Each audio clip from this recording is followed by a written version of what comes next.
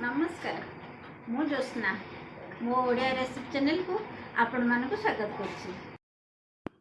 मु आज घरे दही बाइगण बनैछि। दही बाइगण बा क्या न भल लगे पिलाठारू बड़ पर्यंत समस्त को दही बाइगण भल लगे।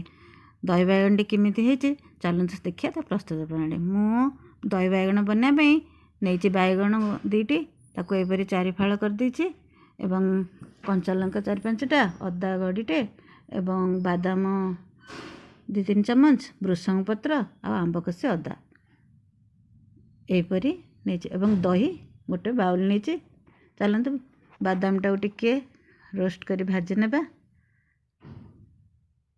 एवं अदा कंचा लंका को मध्य टिके कड़ाई रे भाजी नेबा।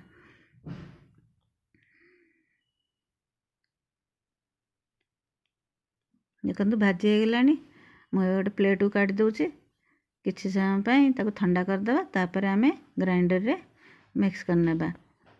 देखो यहपरी मुझे पेस्ट टी बन देची ताको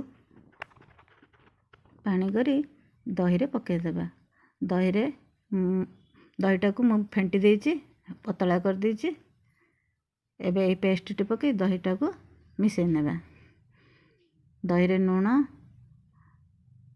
स्वाद अनुसार और चीनी पकाई ताको मिसई नेबा। दही बाइगण फुटन देवाई आम चलते आउ गोटे पैन टे गैस चूल्हा बसैबा एवं ताहिरे 2 चम्मच तेल पकईदेबा। शुक्ला लंका 2-3 टी 2 फाळ करी पकईदेबा एवं मेथी पानमरी जीरा सोरष बिडाली यहपरी 5 फुटण देदेबा। आंब कषि अदाटा को देख मुझे यहपरी ग्रेटेड कर देछि। तापरे सबू फुटण को मिसई नेबा एवं भाजी नेबा। तापरे भृषंग पत्र पकईदेबा। भृषंग पत्र पकई आमे ताको पुणी किछि समय भाजी नेबा।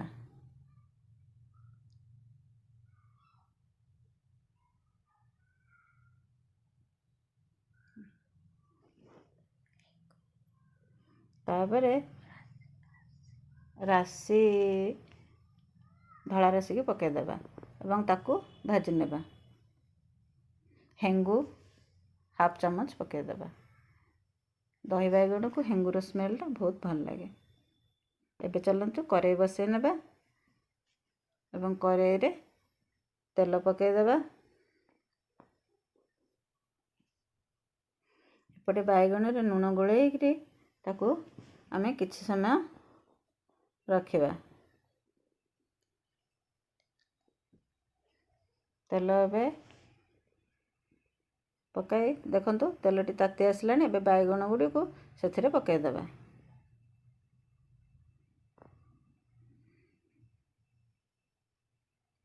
तापरे बाइगण गुडी को उल्टे उल्टे भाजी नेबा बाइगण टी ब्राउन होला पर्यंत। एबे बाइगण टी भाजी हो गलानी चलते गोटे प्लेट को काट देबा। तापरे दही रे बाइगण पकई नेबा एवं आमे फुटैथिबा फुटण को पकईदेबा। दही बाइगण प्रस्तुत एवं धनिया पत्र किछि टिक टिक काटी पकईदेबा। आपण मानू जदि भिडियोटी मोर भल लगिला आपण माने मो चैनल को लाइक शेयर और सब्सक्राइब करंतु। धन्यवाद।